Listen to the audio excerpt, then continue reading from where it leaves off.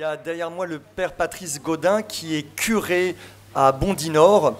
Et comme vous savez, les prêtres travaillent le dimanche. Voilà. Donc il a accepté de venir à la condition de ne pas sécher la messe dominicale de sa paroisse, ce qui peut se concevoir. Voilà.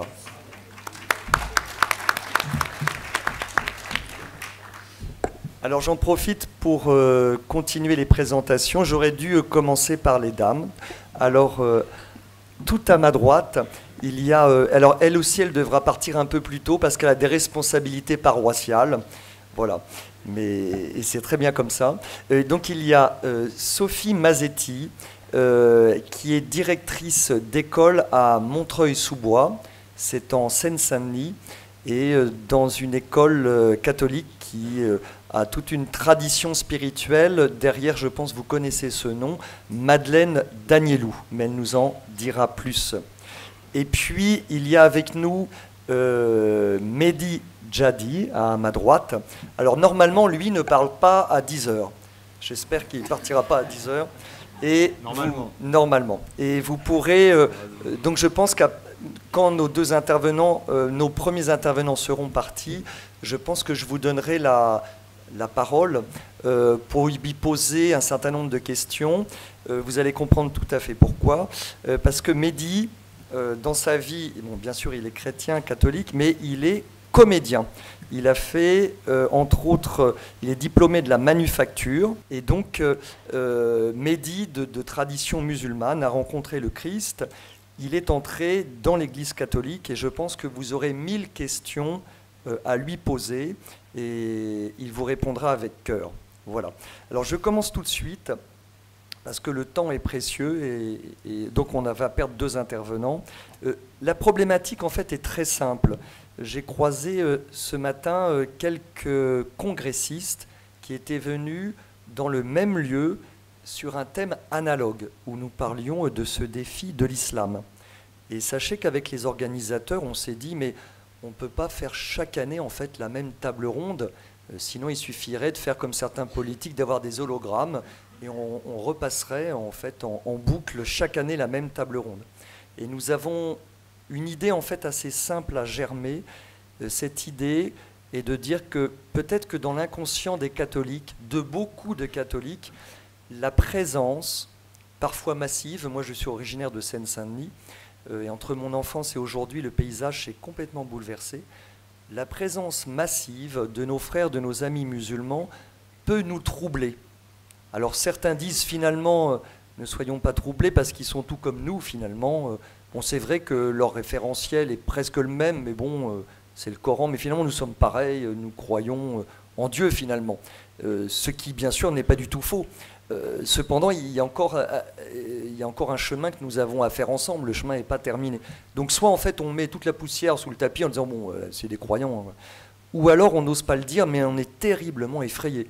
Et on se dit mais excusez-moi du terme, mais ils vont tous nous bouffer. Il suffit de lire les journaux. Le Point a sorti il y a quelques mois un sondage qui pourrait effrayer en tout cas certains lecteurs de Famille chrétienne, puisque je suis journaliste à Famille chrétienne. Ce sondage dit que parmi les 18-25 ans, en France, alors ça plaît ou ça déplaît pas, mais c'est des stats, la première religion pratiquée, je dis bien pratiquée, parmi les 18-25 ans est l'islam, et non plus le catholicisme. Et donc il y a une trouille en disant oh, mais ça va donner quoi dans 15 ans, dans 50 ans, voilà. Et donc le thème que nous avons choisi ce matin est tout simple, c'est de retourner la problématique. Nous avons la chance, je dis bien la chance, contrairement à nos aïeux, aux générations précédentes, les musulmans en France, la plupart du temps, sont nos voisins, ce sont nos compatriotes, ce sont des commerçants, enfin, en tout cas, ce sont des gens proches. Nous n'avons plus besoin d'aller en Afrique noire ou en Afrique du Nord ou très loin pour leur parler de notre foi, puisqu'ils sont à portée même de notre voix. Il n'y a même pas besoin de micro. Et donc, nous voulions saisir devant Dieu cette chance, et je pèse mes mots, alors peut-être que tout le monde ne sera pas d'accord, hein, mais en fait cette situation, elle est là, et c'est à nos yeux, pour le Congrès, c'est une chance historique, et nous avons un devoir très profond de saisir cette chance. Et je termine avec la pointe de cette table ronde, même si elle n'est pas ronde, c'est qu'on se dit, mais vous êtes très gentil, vous êtes un peu ardent, vous avez la foi, mais concrètement, si jamais on commence à parler de Jésus-Christ à nos amis musulmans, honnêtement, ça va être la catastrophe. Alors, vous avez 3 intervenants qui vous diront exactement le contraire. Ce ne sont pas des idéologues, ils vont mettre leur vie sur la table, un curé, une directrice d'école, un comédien, et ils vous diront, et ce sera ma première question que je vais leur poser, comment le fait de parler de Jésus-Christ clairement, doucement, franchement, à nos amis musulmans, non seulement n'est pas cause de problème, et je termine avec ça, et je le dis avec une certaine gravité. Peut-être parce que j'ai pour moi le fait qu'avec mon épouse, on habite en Seine-Saint-Denis. Je crois que nous, catholiques, si nous ne mesurons pas notre responsabilité, non seulement de dialogue, mais d'évangélisation en vérité, c'est la même chose, hein, le dialogue et l'évangélisation, nous sommes effectivement au-devant de très graves problèmes si nous, catholiques, nous ne sommes pas à la hauteur de cette rencontre. Et qu'à chaque fois que nous annonçons clairement Jésus-Christ, l'amitié naît, la concorde. En revanche, si nous, catholiques, nous n'annonçons pas Jésus-Christ, nous n'allons pas aider notre pays, nous n'allons pas aider l'intégration. Alors j'espère que nos intervenants vont aller dans ce sens-là, mais c'est ce qu'on avait convenu. Alors je donne ma première question et j'adresse la parole à Sophie Mazetti. Ma première question qui est la même pour tous les 3. Sophie, votre expérience personnelle et professionnelle à Henri Matisse, comment est-ce qu'on peut dépasser la peur pour être chrétien quand un certain nombre de vos élèves sont de confession et de culture musulmane? Bonjour. Alors effectivement, oui, un certain nombre d'élèves sont de confession, de culture musulmane, et c'est intéressant que vous utilisiez les 2 termes, de confession, de culture, parce que souvent ça n'est pas explicite. Moi, lorsque j'accueille une famille qui vient demander l'inscription d'un enfant en 6e, par exemple, je ne leur fais pas remplir un dossier leur demandant leur religion, leur pratique. Voilà, c'est souvent une question qui vient au cours de ce moment qui est une rencontre. Et bien souvent, d'ailleurs, on voit un amalgame. Hein. On nous dit, nous, vous savez, on est musulmans. C'est une question que, étonnamment, je n'ai pas besoin de poser, que d'ailleurs, je n'ai pas envie de poser, mais à laquelle on me répond presque systématiquement, en me disant, voilà, vous savez, nous sommes musulmans. Nous, comme nous sommes musulmans. Vous voyez, c'est quelque chose qui vient sur la table un petit peu avec une forme de gêne, souvent. Et c'est finalement une occasion inespérée pour moi de lever cette gêne et d'aborder cash cette question-là en disant, voilà, en posant un cadre quelque part et en disant, vous demandez l'inscription de votre enfant dans notre établissement, c'est un collège catholique, qu'est-ce que vous venez chercher? Qu'est-ce que vous souhaitez en demandant l'inscription de votre enfant dans une école catholique? Et bien souvent, finalement, c'est cette question d'entrée qui fait que on est dans un échange et on est dans le vrai. Parce qu'il n'y a pas de tabou, en fait. Voilà, la réponse à votre question, c'est ça. En tout cas, je trouve ça formidable.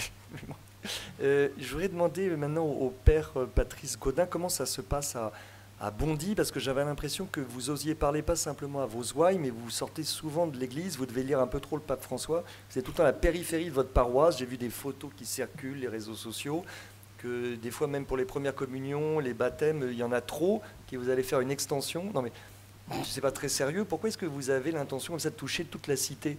Vous avez déjà un petit troupeau, ça devrait vous suffire. Ben non.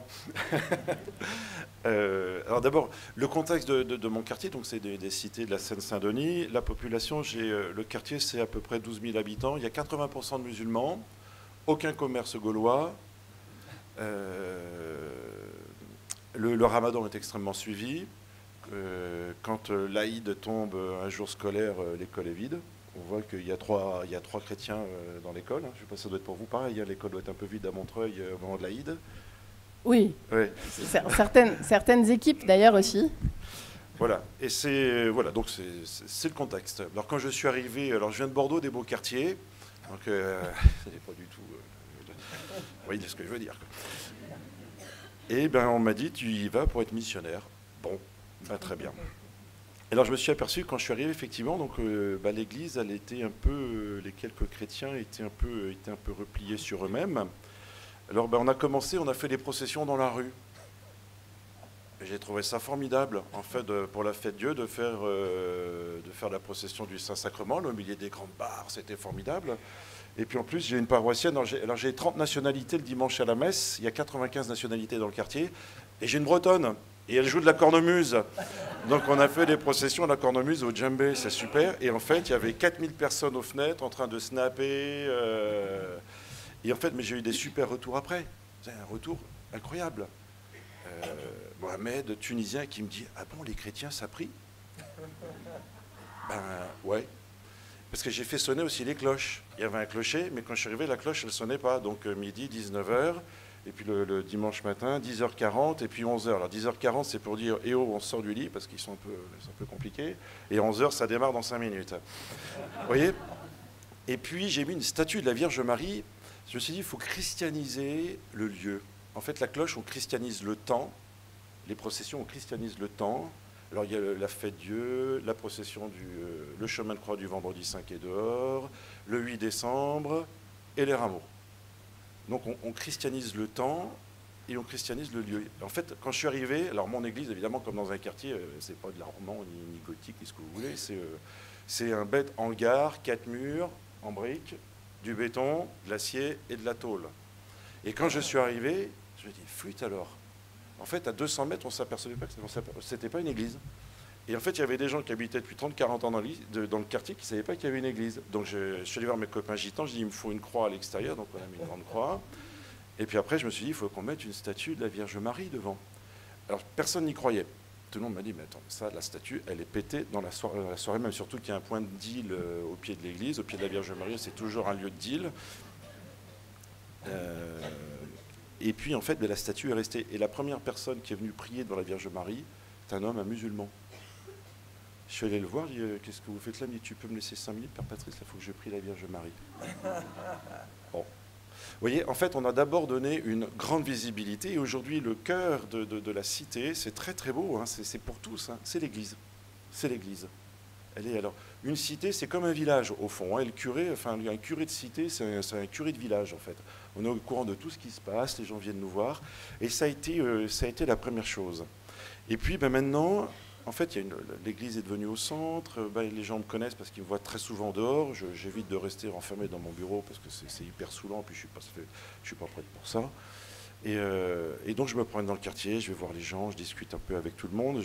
3 fois par semaine, je vais au marché. Alors les marchés de Seine-Saint-Denis, c'est formidable, on y trouve de tout. Pour ceux qui connaissent Jérusalem, c'est comme le souk, hein, c'est pareil. Hein. C'est pareil, mais on crée énormément de liens en discutant. Puis alors quand je suis arrivé, alors évidemment les gens se sont arrêtés parce qu'il y avait un blanc qui se baladait dedans, qui disait celui-ci. Et en plus, à Jérusalem, j'avais pris un petit peu d'arabe et j'ai commencé à leur parler en arabe. Donc ça, c'était la deuxième interrogation. Mais à force de venir, on crée du lien. Voilà. Et puis maintenant, eh bien, depuis quelques mois, j'y vais direct, quoi, au fond. C'est vrai, peut-être qu'on y reviendra. Souvent, on parle de Dieu. On parle de Dieu. Mais en fait, Dieu, au bout d'un moment, c'est une espèce de fourre-tout. On y met tout, comme ça, tout le monde est d'accord. Comme vous disiez, on met la poussière sous le tapis. Moi, je parle de Jésus, quoi, en fait. Je parle de Jésus. Et donc, ce qui est intéressant, ils aiment bien, faut raconter des histoires. Alors, vous voyez, avec une femme, elle me dit, qu'est-ce que tu vas faire? Tu sais, je vais célébrer, il y avait un peu de monde, tu sais, je vais célébrer le sacrement des malades là, pour cette dame qui est malade. C'était une musulmane là, que je connais un peu. Bon, ça ne veut rien dire pour elle, le sacrement des malades, tu sais, parce que Jésus, dans l'Évangile, il a passé son temps à guérir les gens. Et tu sais, alors je raconte une histoire d'un miracle. Et puis, bien aujourd'hui, tu sais, il continue de guérir les gens. Alors ça, ils sont vachement touchés, en fait, il faut leur parler de la guérison. Et prier pour ça. Ils viennent prier ils demandent la prière du prêtre pour qu'on les guérisse, qu'on les bénisse. Alors parfois ça m'est arrivé à Nabil, je lui dis mais Nabil, je vais prier Jésus. J'ai demandé à Jésus, mais laisse tomber Père Patrice, je te demande de prier et tu pries avec Jésus. Et donc, voilà, et aujourd'hui, je parle de Jésus, et puis tu sais, tes enfants, là, si tu veux, tu peux les inscrire au catéchisme. Ils peuvent devenir chrétiens. Ah bon? Oui, je te promets, ils peuvent devenir chrétiens. Et toi aussi, si ça t'intéresse, si tu veux, réfléchis, tiens, j'ai mon petit flyer, prends-le, lis-le, tu vas découvrir ce que c'est que le baptême, mais si tu veux, tu peux recevoir le baptême. Et ça se passe très très bien, très très bien. Alors, j'ai pas développé de baptême de musulmans, hein, mais ça arrive. Et il faut. En fait, je me rends compte, on manque d'audace. En fait, c'est vrai qu'on a vraiment la trouille. Hein. On s'est dit, on va prendre un vent en carabiné, il va se foutre en rogne, et pire encore. Et en fait, non. En fait, je pense que les gens sont touchés parce qu'ils savent qu'on les aime. Et ils savent qu'on les aime. Ben, je dis, ben voilà, ben moi je t'aime et je te propose de recevoir un baptême. Vous voyez, voilà, donc on continue, on avance, et ça se fait, je trouve, assez bien. Alors, je donne la parole à Mehdi, et je voudrais alors ça va être très dur pour un comédien d'avoir juste quelques mots, puis tu as une expérience tellement riche, mais que tu nous dises, cher Mehdi, juste que tu nous dises, on en a parlé ensemble, et c'est très important que nous puissions l'entendre de nos deux oreilles. Comment est-ce que toi, qui étais musulman, tu as entendu parler de Jésus, et comment est-ce que tu me disais, souvent, justement, nous sommes trop heureux, on a ce trésor, et puis on le garde dans notre coffre-fort, et finalement, c'est peut-être nous le problème, en fait, et pas forcément les autres, quoi. Pourquoi nous sommes si timorés, toi qui as fait les deux rives? J'ai même les trois rives, parce qu'avant d'arriver à la foi catholique, enfin bonjour à tous d'abord, avant d'arriver à la foi catholique, je suis passé par le protestantisme.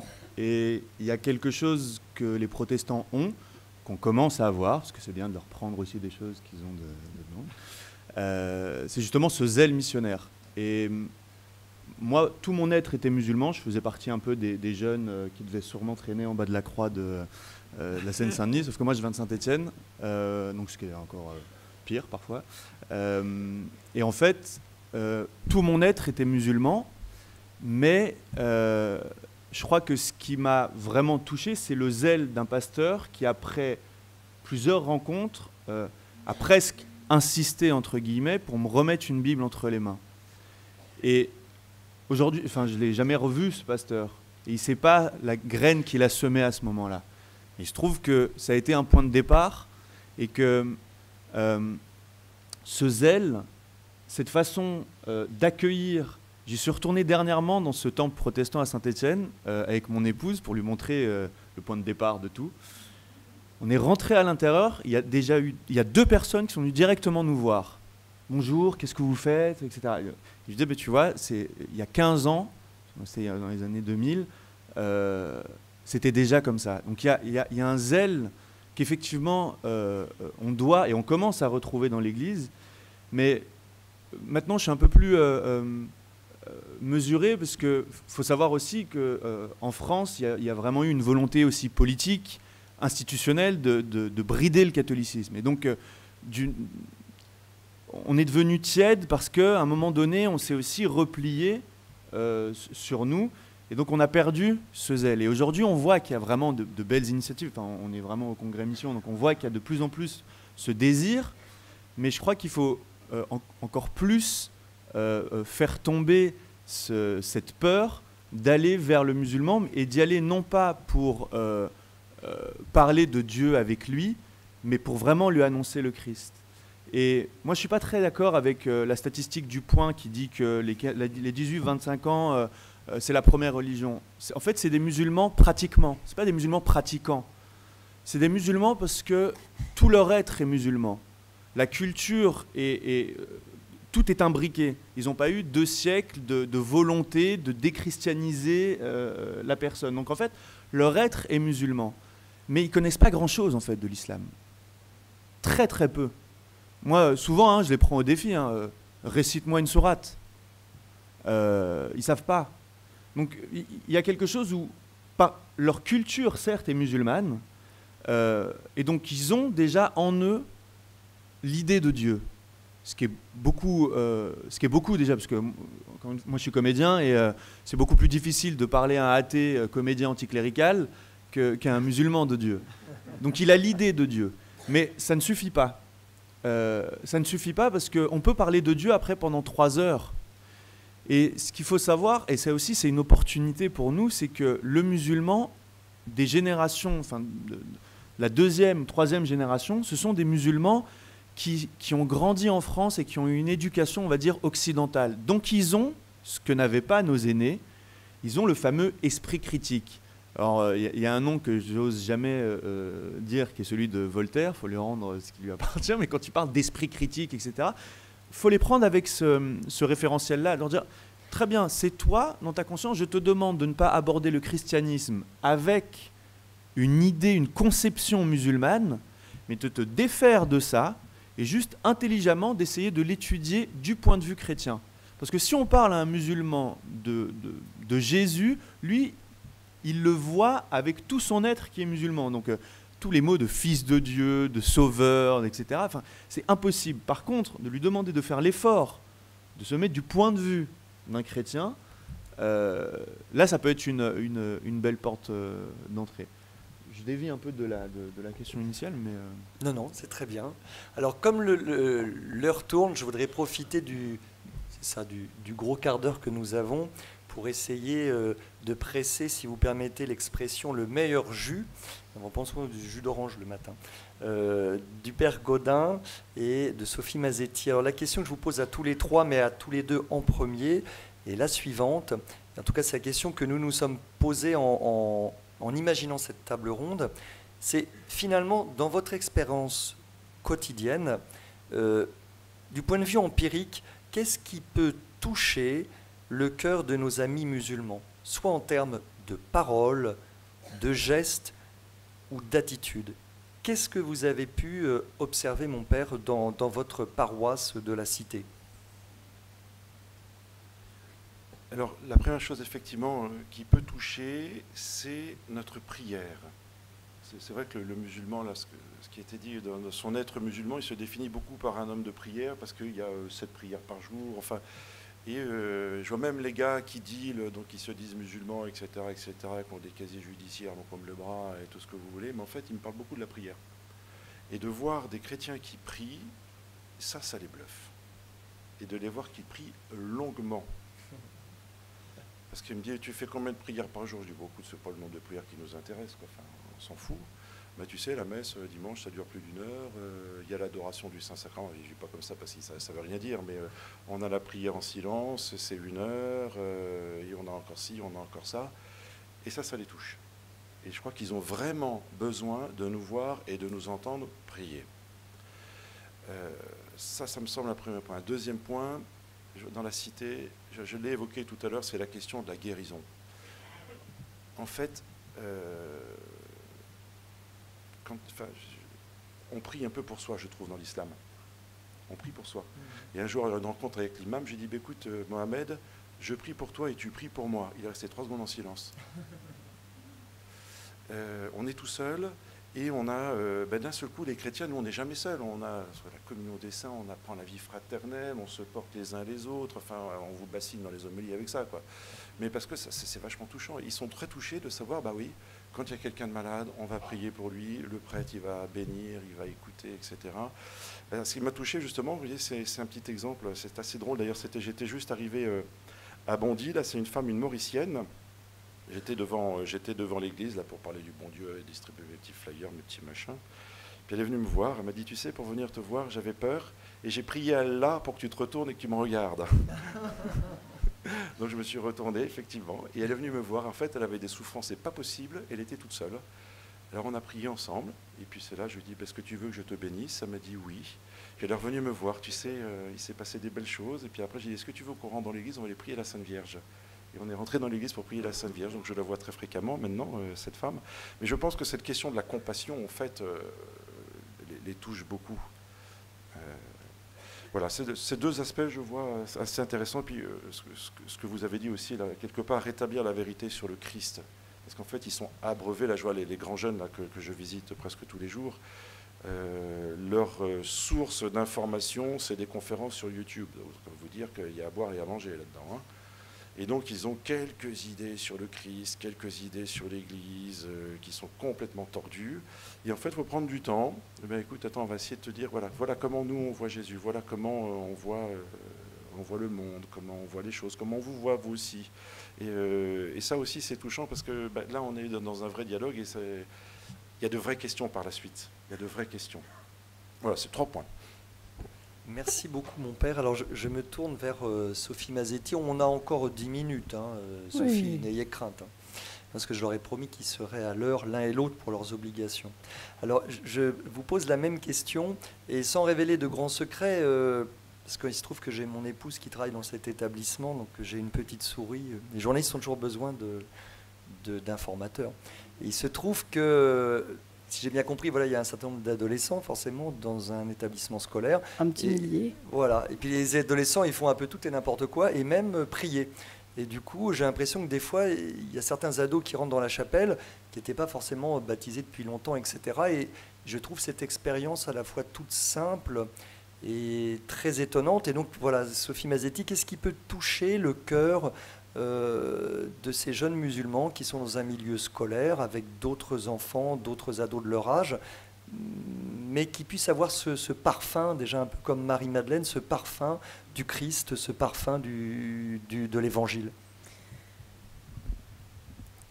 C'est compliqué. C'est compliqué parce que justement, comme un parfum, c'est pas vraiment palpable. Ce que je peux vous dire du ressenti que j'ai, c'est que le fait que justement, comme je le disais tout à l'heure, on ne soit pas dans une forme de tabou. Il n'y a pas besoin de montrer sa carte de baptême pour entrer dans la chapelle, ni pour participer à un temps de prière. On a un petit dispositif pour les élèves. Alors, dispositif, ça fait tout de suite... voilà, notre fonctionnement, c'est que chaque collégien, durant les 4 années de collège, a 1 heure de culture des religions.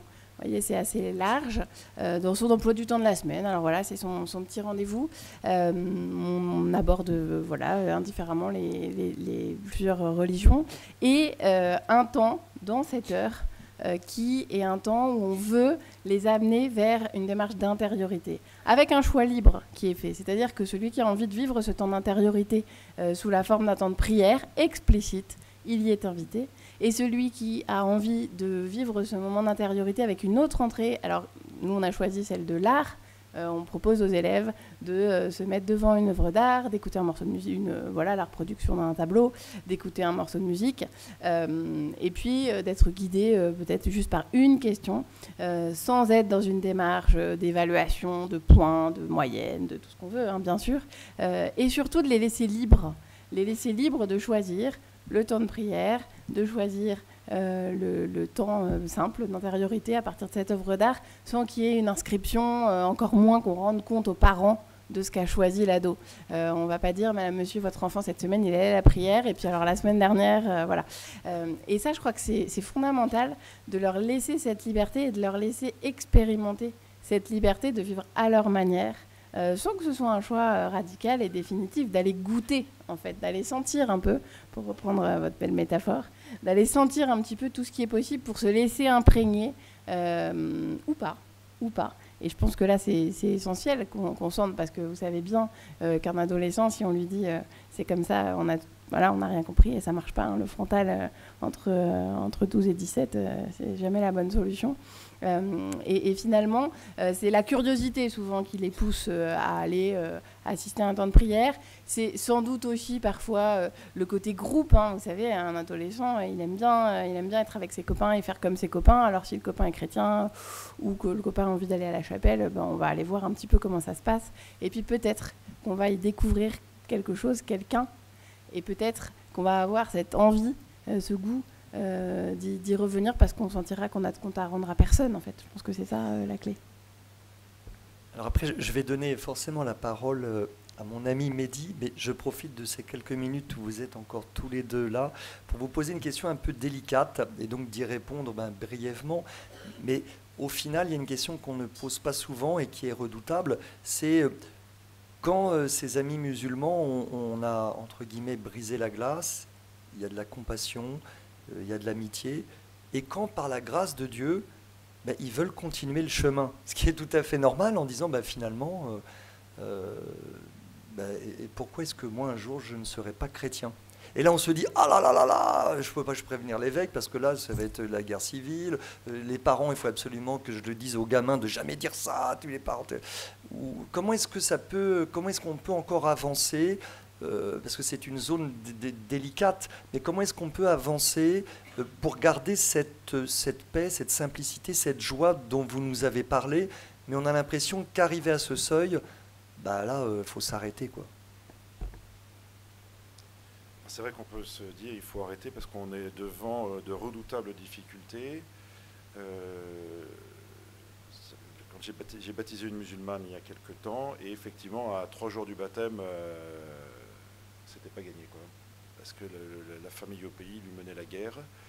Et elle a quand même reçu le baptême. Et puis là, j'ai un cas, en fait c'est vraiment au cas par cas. C'est vraiment au cas par cas, il n'y a pas vraiment pas de choses en commun. Là, j'ai une jeune fille, là ça va être compliqué dans la famille, donc on va avancer, hein, avec moi l'aumônerie, on va avancer, on la baptisera, mais évidemment, il va falloir être extrêmement prudent avec la famille. Écoute, peut-être qu'il faudra que tu continues pendant quelques temps encore à faire les fêtes musulmanes, parce que sinon ça va être difficile. Il y en a un autre qui est arrivé, là ça se passe très bien dans la famille, parce qu'il a déjà mis une croix autour du cou. J'ai dit, écoute Samy, très bien, hein. Il annonce à tout le monde qu'il va à la messe. Et puis, il y en a un autre, là, Babacar, ça va se passer tranquillement. Voilà. Alors, après, ce qui est pour moi une question aujourd'hui, c'est la durée du catéchuménat. Ça, c'est là où, pour le coup, ça va être peut-être difficile avec l'évêque, parce qu'on tient à nos 2 ans de catéchuménat, il faut en rajouter toujours une couche pour la confirmation. En fait, moi, je m'étais emporté un jour en réunion de curé, j'ai dit, merde quoi, il faut 20 secondes pour devenir musulman, il faut 3 ans pour devenir chrétien. Et mais c'est vrai, enfin, c'est une vraie question, quoi. Vous ne vous rendez pas compte le parcours du combattant qu'il faut faire. Je ne sais pas comment ça s'est passé pour vous, mais... Une toute petite anecdote, qui est un peu un trait d'humour, hein, parce que c'est 3 ans de catéchuménat, mais je l'ai dit d'ailleurs dans un des spectacles, c'est 3 ans de coloriage quasiment. Vraiment, les coloriages qu'on fait au catéchisme enfant, c'est un peu la suite, les dessins sont un peu plus gros, mais ça ne... Moi, je l'ai fait en Suisse. Alors, je sais qu'il y a des efforts qui sont faits dans ce sens-là, hein, je ne veux pas dire qu'il n'y en a pas, mais effectivement, par rapport à ce qui est possible pour devenir musulman, enfin, c'est quand même, on a quand même une grande marge de progression. C'est une vraie question. Je sais qu'avec le service catéchuménat, on va se friter, mais je m'en fous. Mais parce qu'il faut aller vite. Enfin, c'est un véritable parcours du combattant qu'on va leur infliger. Quand ma fille s'appelle Sarah, vous pouvez prier pour elle, elle a 17 ans, si je dis t'en as pour 2 ans. Pour le coup, les évangéliques, là, je trouve qu'ils sont géniaux pour ça. Alors c'est vrai qu'ils y vont brut de décoffrage, et puis en 2-2, le baptême est fait, quoi. Alors peut-être qu'il faut trouver un juste équilibre, il faut apprendre les choses. Il y a les établissements scolaires pour ça. Et je vous l'envoie à Montreuil. Elle est bien la paroisse du Christ ressuscité. Voilà, c'est une démarche. Voilà, donc on est là mais en tout cas, il faut briser la glace, on avance et au cas par cas, on voit. C'est vrai qu'il faut être prudent, surtout pour eux, mais on y va. Voilà, Sophie Mazzetti, il reste 3 minutes avant votre décollage. Et ce serait bien que vous puissiez répondre depuis votre poste d'observation qui, entre nous, moi je le dis facilement parce que ce n'est pas mon job, moi je suis journaliste, c'est finalement beaucoup moins compliqué. On a quand même des parents et des mineurs, donc c'est une matière très inflammable, c'est une matière sensible. Donc comment est-ce que, quand ces enfants, ces ados veulent avancer, comment est-ce qu'ils peuvent avancer sans que ça provoque trop de complications et de remous ? Je me retrouvais tout à fait dans ce que vous disiez, Père, tout à l'heure, en disant on a christianisé d'abord le lieu, on a christianisé le temps. Quelque part, on n'a rien fait d'autre que poser un cadre. Et il me semble qu'à partir du moment où il y a un cadre qui est explicite, vraiment, les choses sont assez simples. On peut tout à fait avancer sereinement. On n'est pas dans une forme de non-dit. On n'a pas de raison d'avoir peur puisqu'on sait où on met les pieds, quelque part. Et donc on est très très libre du moment qu'on reste dans ce cadre et les limites elles sont très très simples en fait. Ce sont les limites du respect, de l'écoute, du dialogue et on peut rencontrer une famille. Moi je rencontre aussi des élèves sur cette question-là et puis des élèves qui s'inscrivent sur un parcours de catéchuménat pour demander le baptême et qui font parfois autre chose que du coloriage et qui on essaye.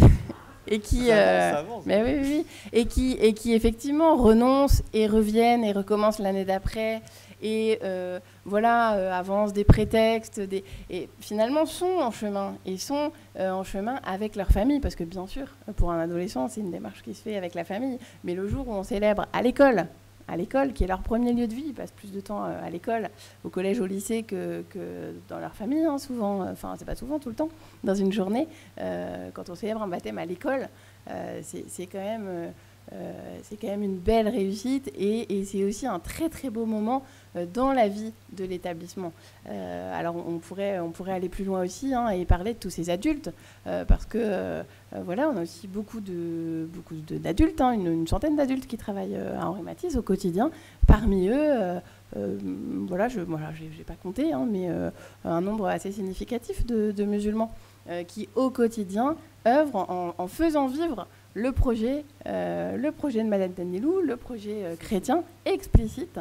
Et c'est pas du tout incohérent. Parfois, on m'interroge, des collègues d'établissements dans lesquels peut-être on a moins de musulmans, me disent oh là là, mais alors comment on fait et effectivement, c'est compliqué le jour de l'Aïd, quand il y a pratiquement tous les membres de l'équipe des surveillants, par exemple, qui viennent me dire moi je peux pas être là parce que c'est l'Aïd. Ah bah oui, c'est vrai qu'au quotidien, c'est un petit peu compliqué. Et en même temps, eux aussi ont cette démarche d'avancer, de se questionner, de découvrir et aussi peut-être de se convertir tout doucement, voilà, vraiment au sens étymologique. Ils se tournent tout doucement vers une autre réalité qu'ils ont choisie et souvent pas complètement par hasard, en fait. Je crois qu'il est temps de remercier Sophie Mazetti, le père Godin, et de les...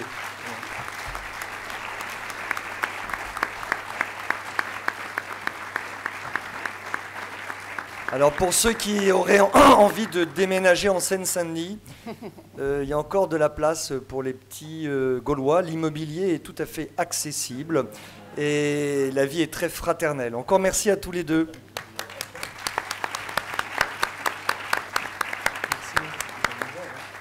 Voilà, donc vous serez guidés par un ange gardien, Sophie Mazetti et Père Godin. Voilà. Merci à vous. Alors, donc nous avons encore un peu de temps. Alors Mehdi est le seul, donc il va être obligé de répondre là, mais il répond aisément. Alors je voudrais reposer à Mehdi cette question qui est un peu redoutable. Dans ton propre cas, Mehdi, et dans le cas de beaucoup d'autres aujourd'hui, comment est-ce que l'Église catholique peut proposer explicitement la foi en Jésus-Christ, l'entrée dans l'Église catholique, dans la situation actuelle où pas toujours, mais souvent, on sait que, comme tu l'as bien expliqué, il y a une imbrication, c'est tout l'être qui est musulman. C'est la famille, c'est la vie quotidienne, c'est l'histoire. Et donc, bien sûr que le Christ est pour eux délivrance et libération, mais c'est un arrachement terrible. Et comment est-ce qu'on peut, en toute responsabilité, proposer à nos amis cet arrachement ? Tout à l'heure, le père a répondu dès le début à la question en parlant de la prière. Et en fait, je crois que la première question à se poser, c'est qu'est-ce qu'on veut réellement pour eux ? Est-ce qu'on veut juste du dialogue ? Est-ce qu'on veut aller manger le couscous pendant le ramadan ou je ne sais quoi ? Très bien. Si c'est ce qu'on veut, très bien. Après, est-ce qu'on veut le salut de leur âme ? Là, c'est autre chose. Et pour ce faire, je vais utiliser un mot un peu grossier, mais il faut une stratégie. Et la stratégie, pour moi, c'est la stratégie de la prière. On ne peut pas désirer, je pense, la conversion de quelqu'un sans prier pour lui. Et quels moyens on met en œuvre pour prier pour lui ? Quand on dit l'évangélisation des musulmans, avec le nombre qui sont, on se dit, voilà, l'évangélisation de 7 millions, 10, 15 apparemment en France, ça fait beaucoup. Mais si on en choisit un, une collègue, une personne au sport, quelqu'un dans un groupe de musique, si on a une stratégie avec cette personne, une stratégie de prière, tous les jours, je vais prier pour cette personne. Tous les jours, je vais prier l'angélus pour cette personne. Et puis, je vais adopter une stratégie. Je vais certes être dans le dialogue avec elle, voir ses centres d'intérêt, etc. Et une fois que la prière est là, il y a des choses concrètes à faire. Et ces choses concrètes, c'est ce fameux zèle, c'est cette petite bascule de lui dire, je sais pas, une personne aime chanter, chante dans une chorale, je ne sais quoi, viens.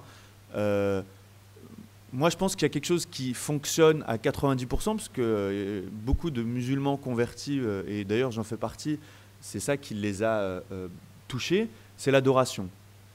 Je prends souvent comme exemple Abba, parce que je trouve qu'il y a quelque chose de... Tu peux préciser ce qu'est Abba ? Le groupe Abba, je crois que c'est une fois par semaine, un temps d'adoration en silence.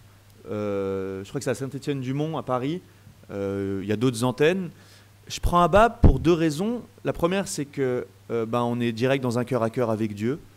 Et si Dieu touche un cœur, moi, ça a été vraiment lors d'une adoration que j'ai vraiment goûté à la présence réelle du Christ dans l'Eucharistie.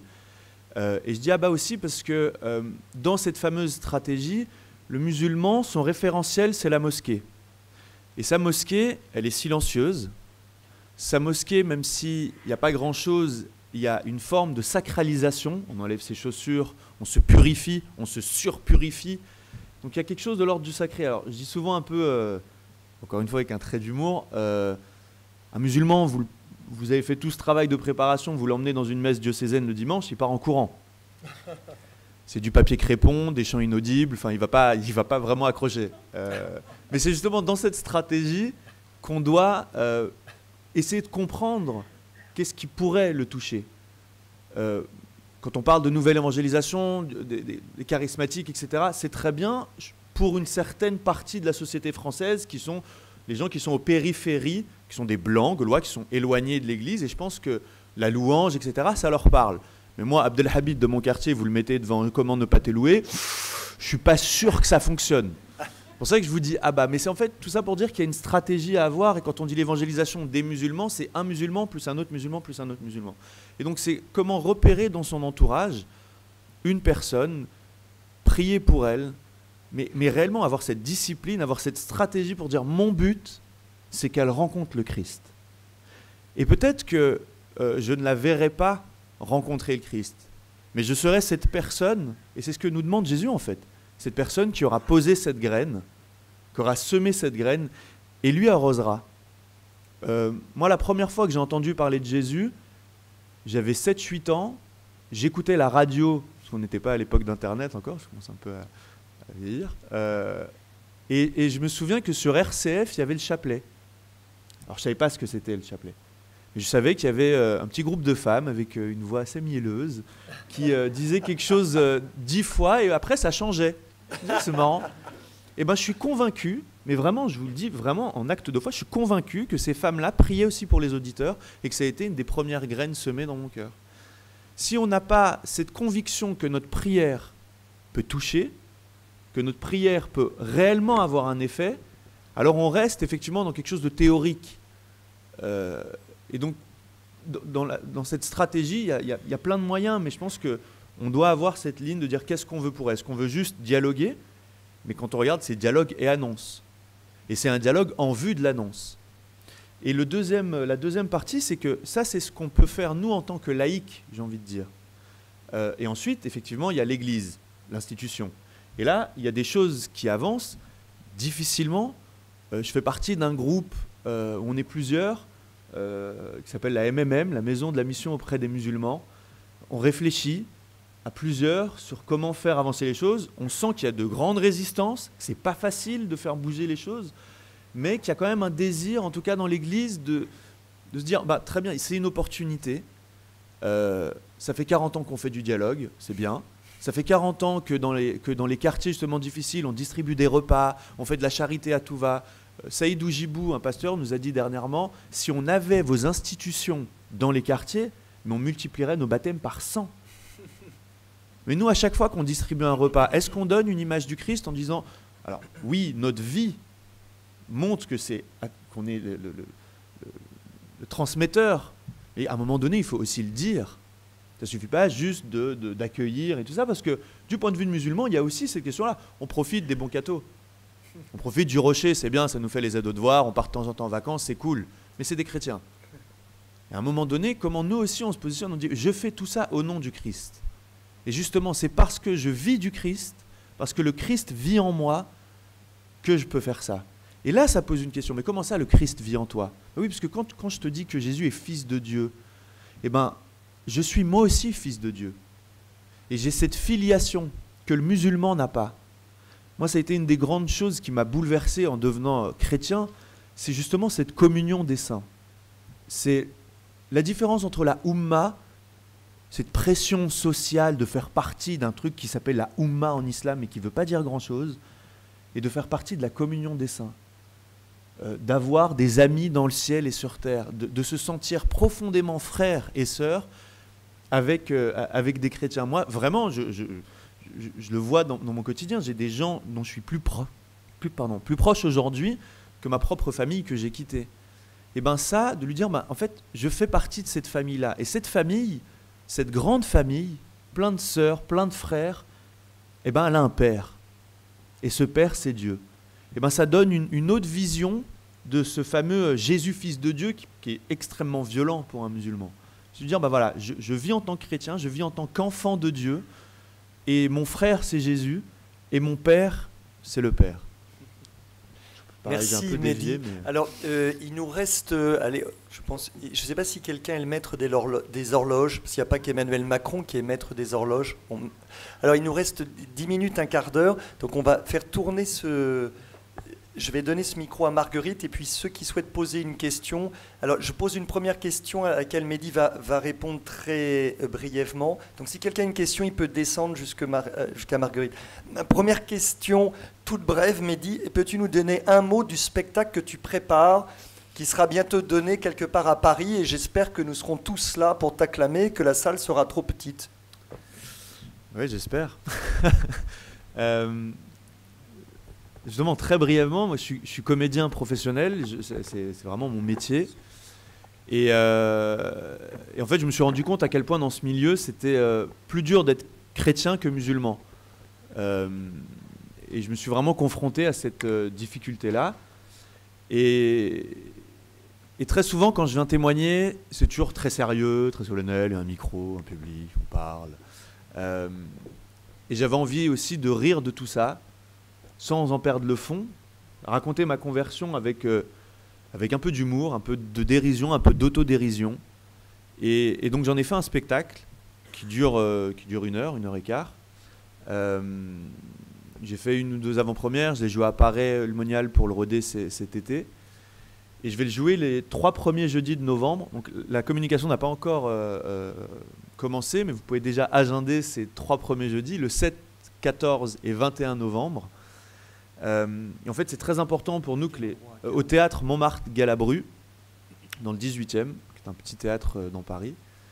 Et en fait, le but de ces 3 dates, c'est de remplir ces 3 dates, la jauge est d'une centaine de places, pour ensuite être prolongé dans ce théâtre. Je sais que je prends un risque énorme avec ce spectacle, pour plusieurs raisons. La première, c'est que je dis certaines choses sur l'islam à partir de mon expérience, et donc je ne vais pas me faire que des amis. Je dis certaines choses sur le milieu artistique aussi, et des expériences que j'ai vécues dans le milieu artistique, et pareil, je ne vais pas me faire que des amis. Et du coup, je froisse un peu le milieu catholique, pas le catholicisme, et je sais que je ne me fais pas beaucoup d'amis non plus. Donc tout le monde en prend un peu pour son grade. Du coup, moi aussi, je vais en prendre un peu pour le mien. Mais voilà, et je pense que... Voilà, parlez-en, essayez de venir. Et puis, c'est vraiment important, justement, je fais une petite extension très brève, c'est vraiment important que les chrétiens aujourd'hui réinvestissent ces milieux. Je parle des milieux artistiques, de façon professionnelle. Parce que c'est bien de faire du théâtre avec les potimarrons ou les tiplouches, hein, je trouve ça génial. Mais il y a quand même quelque chose dans les milieux catholiques où dans l'art, il y a la musique, la peinture et le théâtre. Très bas, tout en bas. Et je pense que vraiment, il y a des enjeux missionnaires très forts. Ce n'est pas le sujet là aujourd'hui, mais on doit vraiment réinvestir. Moi, je vois, là, je joue une pièce qui s'appelle I Am Europe au Théâtre de l'Odéon. C'est de la colonisation intellectuelle, c'est pro-PMA, on joue devant des lycées, devant des milliers de jeunes.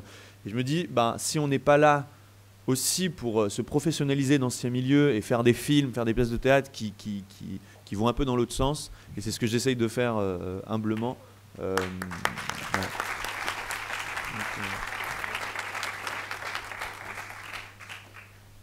Donc, je suis le père Hugues de Franlieu, je suis missionnaire de la Miséricorde divine à Toulon, et on est peut-être un peu connus comme étant des spécialistes de l'évangélisation des musulmans, ce qui ne me paraît pas juste, parce que moi j'ai l'impression d'être au contraire assez petit, et du coup j'ai plein de questions pour vous. Alors j'aurais eu beaucoup de questions pour le père, mais il est parti, Mehdi on s'est déjà vu cet été. D'abord peut-être je me permets une petite remarque quand on parle des amis musulmans et de nos frères musulmans. je crois que dès qu'on parle des musulmans, il faut toujours faire très attention aux termes qu'on emploie, de l'islam, etc.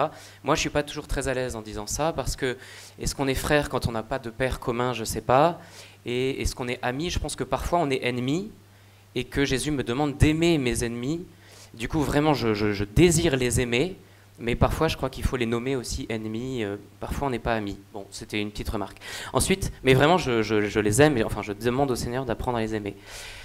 Alors moi, j'ai l'impression d'être beaucoup dans l'évangélisation des musulmans. On fait aussi des processions, on est dans un quartier avec des musulmans, on leur parle, on essaye de leur donner Jésus. Et j'ai l'impression d'être face à une impasse. Ça fait depuis 10 ans que je suis dans ce quartier. J'ai l'impression d'être face à une impasse. Je dirais que il y a la difficulté peut-être pour quelqu'un qu'on a évangélisé du quartier d'aller pratiquer dans l'église du quartier. Ça me paraît peut-être une raison pour laquelle il y a peu de baptêmes dans notre quartier. C'est comment faire pour que ces gens-là, qu'on a un jour touchés, on leur a dit bonjour, etc. Mais comment faire pour qu'ensuite ils aillent pratiquer dans notre église? Ça me paraît être un chemin énorme pour eux. Première question. Et deuxième question, toujours la même impasse entre dialogue et annonce dès qu'on rencontre des musulmans. Moi, souvent, je me rends compte qu'il y a des musulmans où on a tendance à être émerveillé par leur religiosité, et du coup, on va leur dire, et on rentre dans une sorte d'amitié, et on n'a pas envie de casser cette amitié en disant « Bon, attends, il faut que je te parle quand même de Mahomet, qui entre nous était quand même un type violent. » Et là, tout d'un coup, alors on va briser une certaine forme d'amitié, et en même temps, c'est parfois en disant ça, qu'on va arriver vraiment à une conversation intéressante, où là, tout d'un coup, on quitte le couscous pour vraiment parler de qui est Jésus vraiment, qui est Mahomet vraiment, et du coup, où est la vérité? Voilà, je lance tout ça, à vous de vous débrouiller. J'ai pris 2-3 notes. Non, déjà, je remercie vraiment le travail que vous faites, le travail, la mission que vous avez avec la Belle Oiseau, et vraiment, c'est beau de voir que ça existe et que ça a appelé à grandir.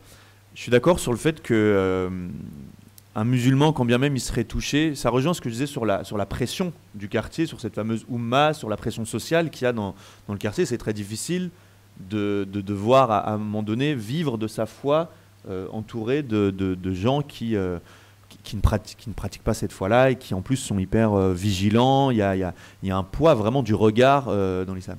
Pour preuve, moi j'ai quitté Saint-Étienne. Et je pense que ça aussi, ça doit faire partie de la stratégie.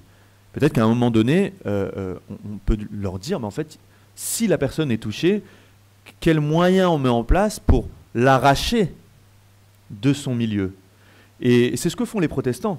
Saïd Oujibou, dès qu'ils en ont un, ils le suivent, ils continuent à le voir, et à terme, ils essayent de l'arracher de son milieu. C'est un arrachement, en fait. Abraham, quand il quitte. Moi, je prends souvent cette expression, ce verset-là de la Bible, les fils de Zébédée, ils quittent, ils suivent Jésus et ils laissent le Père dans la barque. C'est pas pour rien que c'est écrit, ils laissent le Père dans la barque. Donc il y a un arrachement et on doit tous s'arracher de quelque chose. Je veux dire, un religieux, une religieuse, un prêtre, j'ai un ami là qui part avec les MEP en Birmanie ad vitam, il y a un arrachement, quoi. Moi, oui, je me suis arraché à ma famille, je me suis arraché à un milieu, je suis profondément seul. Parce qu'en arrivant, et j'en parle dans le spectacle, en arrivant dans le milieu catholique, il y a aussi un écart culturel, ça pose aussi plein de questions, mais est-ce que le Christ ne nous demande pas aussi de nous arracher mais ça nous touche aussi nous-mêmes. Nous, on aime bien rester confortable dans une chose, on est confortable. Et à un moment donné, non, on doit sortir, s'arracher à nous-mêmes, s'arracher aussi de nos milieux, de nos familles. Et peut-être qu'effectivement, si une personne est mûre, entre guillemets, peut-être qu'à un moment donné, il faut aussi lui proposer de partir et d'avoir des relais ailleurs, lui trouver un boulot, lui trouver un appart, lui trouver... si le but, c'est qu'il rencontre Jésus. Ça, c'est la première chose. Sur la deuxième chose, c'est que... c'est Olivier Bonassi qui dit ça souvent, il dit « L'islam, c'est un colosse au pied d'argile. » On en fait tout un truc, effectivement, parce qu'il y a une grande méconnaissance de l'islam. Effectivement, si on allait vraiment dans la réalité de ce qu'est l'islam, beaucoup de musulmans diraient « Ah mais oui, mais en fait, ça tient sur rien. si on regarde juste la vie de Mahomet, c'est quand même assez chaotique. Est-ce que je vais suivre quelqu'un comme ça? Mais en fait, juste de lui mettre le doute. C'est juste ça, lui mettre le doute, et après, c'est lui et sa conscience. Et ça pose question sur, moi aussi, hein, quand on dit nos amis musulmans, l'islam, machin, etc., il faut quand même regarder la réalité de l'islam. Encore une fois, pas des musulmans, la réalité de l'islam. C'est quelque chose qui s'est construit en opposition au christianisme. Si ça ne vient pas de Dieu, de qui ça vient? Et de jouer la carte de « Ah non, on a Marie, etc. » Non, en fait, ils ont totalement transformé ce qu'était l'image de Marie, ce qu'est Marie, en fait, mère de Dieu, mère du Sauveur. Et donc, leur rendre vraiment compte de ce mensonge, après, il a cette liberté. Et il y a quelque chose de vicieux, vraiment de vicieux dans cette religion, qui ne permet même pas d'avoir cette réflexion-là, parce que c'est un péché. Donc on voit à quel point, effectivement, il y a des mécanismes qui ne sont pas de Dieu, donc je vous laisse deviner de qui ils sont, qui font que c'est impossible de sortir de cette mécanique-là. Par contre, notre devoir, c'est de mettre le doute. Et peut-être, et c'est la seule espérance que j'ai par exemple pour ma famille, puisque nul n'est prophète à son pays, et je pourrais être désespéré et me dire mon père ne rencontrera jamais Jésus. Surtout parce qu'il pense que Jésus m'a arraché, lui a volé un fils, etc.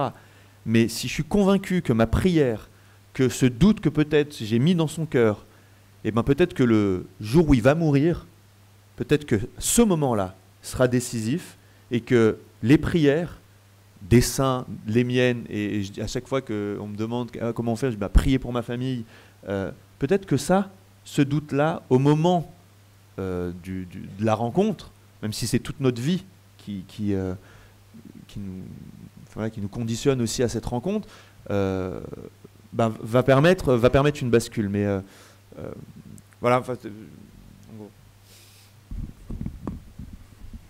Alors, je crois qu'on a le temps d'une ultime question et d'une ultime réponse. Je voulais juste donner une précision parce que c'est vrai qu'il faut faire attention aux mots et à la terminologie, à la sémantique. Ça fait partie des dangers des journalistes. Alors qu'il n'y ait aucun doute ici. Amis, effectivement, le Christ nous demande d'aimer nos ennemis.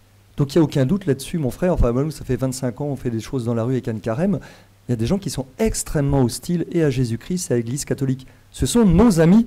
Parce qu'ils sont nos ennemis. Peut-être que j'étais trop vite, pour moi c'était évident. Deuxièmement, ils sont frères, parce que nous n'avons qu'un seul Père au ciel. C'est le Père que Jésus-Christ nous révèle. Donc ils sont frères, alors peut-être que je me trompe théologiquement, je n'ai pas de grade en théologie, mais ils sont frères. Et ceux que nous avons rencontrés hier soir à 11h à Odéon, nous avons le même Père, sauf qu'ils le connaissent moins bien, mais nous avons le même Père. Oui. Mais c'est une pensée, cette pensée-là, c'est une pensée thomiste, aristotélicienne, catholique, helléniste, occidentale. Le musulman, il ne pense pas comme ça. Quand on lui dit frère, lui, il n'a pas le mécanisme de dire bah oui, parce qu'on a un seul père, etc. Donc quand on entend le frère, et puis nombre de catholiques, bon bah ok, on est frères, et du coup, on est frères, on peut partager des choses ensemble, etc. Et donc, pour nous, c'est clair, pas pour eux. Donc il faut être assez vigilant justement sur cette terminologie-là. Oui, bonjour, donc merci d'abord pour vos interventions. Je m'appelle Catherine Coulon, je viens de la paroisse Saint-Médard qui a comme caractéristique d'avoir sur son territoire la Grande Mosquée de Paris. Et quand on fait les opérations d'hiver solidaire, on a principalement des musulmans qui viennent. Et il y a eu des tentatives, je dirais, de dialogue avec la Grande Mosquée, parce qu'il n'y a rien d'équivalent qui soit organisé par la mosquée. Des tentatives de dialogue pour essayer de faire en sorte que ça porte peut-être un peu plus de fruits. Ça a été toujours porte fermée. Ça a même donné, enfin le fait de cette mixité a même donné lieu à des réactions violentes de certains des accueillis, je dirais qui viennent quand même librement, mais qui sont sans doute pas très contents du service, au final. Et moi, ma question, elle est autour de, est-ce qu'il y a, on a parlé beaucoup de choses en faire en one-to-one avec des musulmans, mais est-ce qu'il y a aussi des choses qu'on peut faire avec les autorités musulmanes, en sachant que ça n'a pas le même sens que nous dans notre hiérarchie catholique? Voilà, merci. Merci, déjà merci pour ce que vous faites. justement, parler d'autorité musulmane, pour moi, ça ne veut pas dire grand-chose. C'est la même chose, c'est le même piège que tendent les musulmans. Quand vous parlez de l'islam à un musulman, il vous dit tout de suite « mais c'est pas l'islam ». Très bien, mais j'aimerais un jour qu'on m'explique qu'est-ce que l'islam.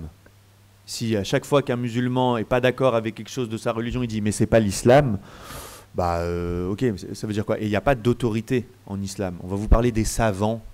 Oui, mais qui? Si les savants qui font autorité, c'est les compagnons du prophète qui ont écrit des horreurs dans les hadiths, oui, bah alors c'est une autorité quand même très, très subjective. Sur les autorités musulmanes, je crois qu'il ne faut pas compter faire quelque chose avec eux, parce qu'il n'y en a pas en fait. Peut-être qu'avec un imam de votre quartier, vous allez réussir à tisser du lien, encore que le musulman, pour lui, dans sa tête, il est dans cette fameuse stratégie dont je vous parlais tout à l'heure. Vous êtes un mécréant, vous croyez mal, il a envie que vous vous convertissez, que vous reveniez à votre religion d'origine, qu'est l'islam. Donc lui, il est tout le temps un peu dans cette démarche-là, consciemment ou inconsciemment. C'est nous qui sommes dans un truc qui est bien aussi, quelque part, la charité, etc. Mais on est dans ce truc où on veut absolument faire ami-ami. Eux, justement, si on ne fait pas un pas vers eux, j'ai jamais vu un musulman venir toquer à la porte en disant venez, on va faire ça ensemble, etc. Je vais peut-être froisser quelqu'un, mais je sais pas, il y a une marche pour la vie bientôt. J'ai pas vu d'autorité musulmane. Il y a quelques années, j'ai pas vu des grandes délégations, j'ai pas vu des milliers, des millions de gens défiler dans la rue pour manifester pour quelque chose. Donc, encore une fois, si c'est pour avoir du dialogue et justement manger du couscous, très bien, mais sachant que lui mange du couscous pour vous convertir, quelque part, ouais, je suis pas sûr que ce soit la bonne démarche, quoi. Et on va devoir s'arrêter. Je remercie Mehdi et puis aussi nos intervenants précédents et puis aussi ces remarques toniques, enfin ce réalisme. Là où je suis moi très ému, c'est de pouvoir parler en vérité sans jamais froisser la charité. Et sincèrement, il y a peu de lieux dans l'Église en France où on puisse essayer de parler vraiment des choses, comme tous les deux. Vous m'avez gentiment recadré, je pense que je vous en remercie, et tout en gardant profondément la charité. Mais ça, c'est infiniment précieux. Et je voulais vous demander, alors moi je ne sais pas chanter, mais ici il y a des professionnels, que nous puissions confier tous les échanges que nous avons eus, tous ces musulmans que nous connaissons de visage, et tous ceux que nous ne connaissons pas, qui sont nos compatriotes, de les confier à la Vierge Marie, la Mère de Dieu. Merci à Mehdi et à nos intervenants.